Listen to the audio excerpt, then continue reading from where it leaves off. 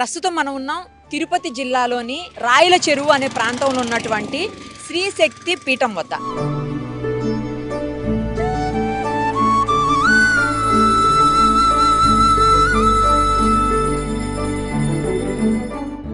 నిజానికి శక్తి పీఠాలన్ని చోట్ల కూడా పీఠాధిపతులుగా మగవాళ్ళు ఉంటారు. బట్ ఇక్కడ స్పెషల్ ఏంటంటే అమ్మవారు పీఠాధీశ్వరిగా అంటే పీఠాధిపతిగా మాతాజీ శ్రీ రమ్యానంద భారతి గారు.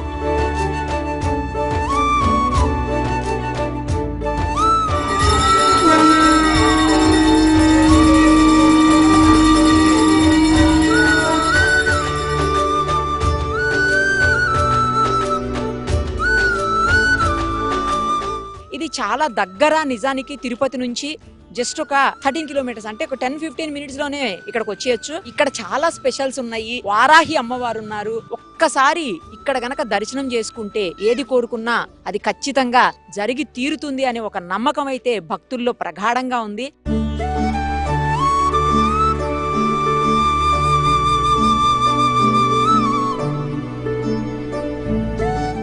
చాలా మంది మాతాజీలుగా ఉన్నప్పటికీ కూడా సాక్షాత్తు కాళీమాత యొక్క ప్రత్యక్షాన్ని పొందినటువంటి మంత్ర మాహేశ్వరిగా కీర్తింపబడేటువంటి ఈ శక్తి పీఠాధీశ్వరిగా అంత చిన్న వయసులోనే అంత మంత్రశక్తిని పొందినటువంటి అమ్మవారి స్వరూపంగా మేమంతా కూడా ఇక్కడ మాతాజీ రమ్యానంద భారతి స్వామి వారిని కీర్తిస్తూ ఉంటాం. అందులో ఇక్కడ వారాహి అమ్మవారు ఉన్నారు, ప్రత్యంగిర అమ్మవారు ఉన్నారు. సమస్తమైనటువంటి భయంకరమైన బాధలు, చెప్పుకోలేని బాధలు ఉంటాయి మనుషులకి. అవి శత్రు బాధలు, గ్రహ బాధలు, భూత బాధలు, ప్రేతాలు, ఇలాంటి సమస్తమైనవి కూడా కేవలం దర్శన మాత్రం చేత పోగొట్టేటువంటి మహామహిమాన్వితమైనటువంటి క్షేత్రం.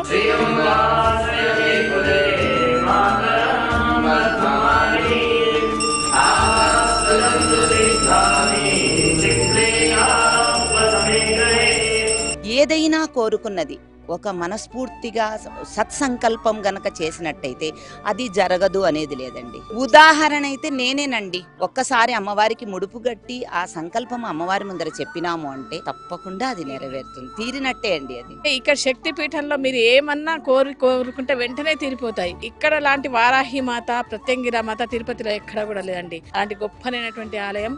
నడిచే దైవమైనటువంటి మన సిద్ధేశ్వరానంద స్వామీజీ వారు, అలాగే రమ్యానంద భారతీ స్వామి వారు, వీళ్ళ ఆశీస్సులు ఉంటే చాలు మనం అనుకున్న కోరికలు అట్టే తీరిపోతాయి.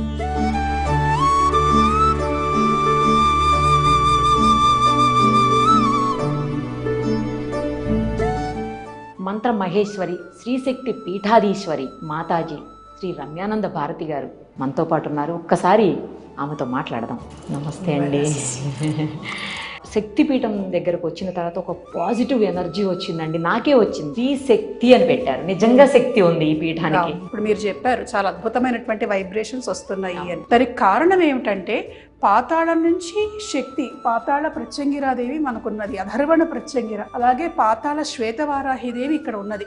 బహుశా భారతదేశంలో పాతాళ శ్వేతవారాహిని ఇంకెక్కడా మనం చూడం. కరెక్ట్. కాశీలో ఉంటుంది కానీ శ్వేతమూర్తిగా అమ్మవారు ఉండదు. ఇక్కడ ఒక్క చోట మాత్రమే మనకు అమ్మవారు పాతాళ శ్వేతవారాహిగా కనిపిస్తుంది. వచ్చినటువంటి వాళ్ళందరికీ కూడా దేవతాశక్తి తెలిసేటువంటి విధంగా, మామూలుగా దేవతాశక్తి తెలియాలంటే పూజలు చేయండి, తపస్సులు చేయండి, దేవతను ఎక్కువగా ఆరాధించండి. అది చేసేటప్పటికి చెయ్యాలంటే చేసేటప్పుడు సంశయాలు, నిజంగా కనిపిస్తుందా, నిజంగా అనిపిస్తుందా అని.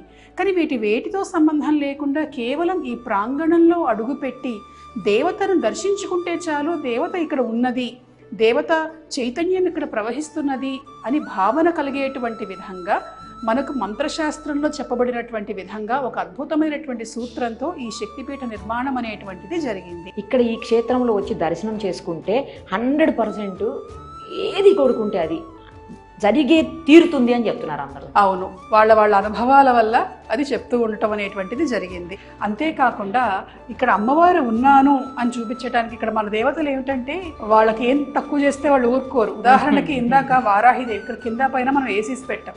ఒకరోజు రాత్రిపూట మన వాళ్ళు ఏసీ వేయటం మర్చిపోయారు. ఆ రోజు రాత్రి కల్లో కనిపించి నాకు గాలి లేదు, ఊపిరాటం లేదు, మీరు ఏం చేస్తున్నారు, నాకు ఏసీ వేయకుండా అని అడిగింది. నిజంగా అమ్మవారికి ఏసీ అవసరం ఉంటుందా? ఉండదు. కానీ నేను ఇక్కడ ఉన్నాను అని చెప్పటం కోసం చూపించేటువంటి నిదర్శనం. ప్రాణప్రతిష్ఠ చేసాం కింద.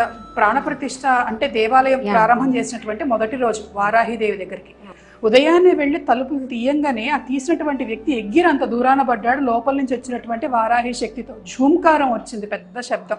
ఇప్పటికి కూడా అమ్మవారి పూజ జరుగుతూ ఉన్నప్పుడు అటువంటి శబ్దాలు అమ్మవారి దగ్గర నుంచి రావటం అనేటువంటివి మన వాళ్ళు చాలా మంది విన్నారు, గమనించారండి. అంటే ఇక్కడ దేవత నేను ఉన్నాను, నేను ఇక్కడ ఉన్నాను, మీరు రండి, మీ కోరికలు తీరుస్తాను అని చెప్పటానికి చూపిస్తున్నటువంటి సూచనలు.